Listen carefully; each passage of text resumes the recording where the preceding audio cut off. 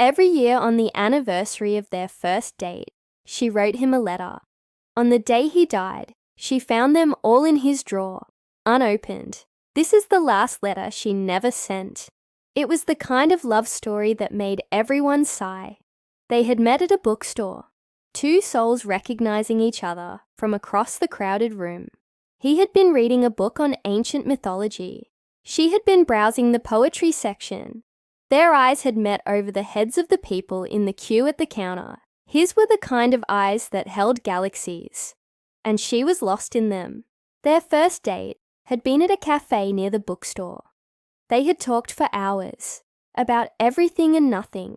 He had written down his phone number on a napkin, and she had called him that very night. That was 10 years ago. Every year since then, on the anniversary of their first date, he would write her a letter.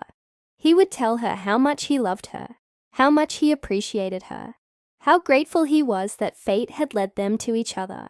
He would pour his heart out on paper, but never send the letters. He kept them, along with the ones she had written to him, in a box in his desk. She didn't know this, of course. She thought he had sent the letters, that they had gotten lost in the mail. She had never doubted his love for her, not once. On the day he died, she went to his house. His family had found him in his study, peaceful, with a smile on his face. The doctor said it was a heart attack. He had died doing what he loved, surrounded by his books. She stayed in his house for a few days, helping to sort through his things. It was a sunny afternoon when she found the box in his desk, the letters tied up with a blue ribbon. She took it to his room, sat on the bed, and began to read.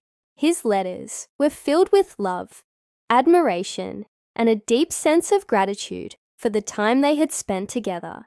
The last one was from last year.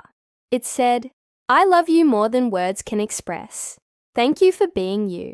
Thank you for loving me." As she read, a sob escaped her lips.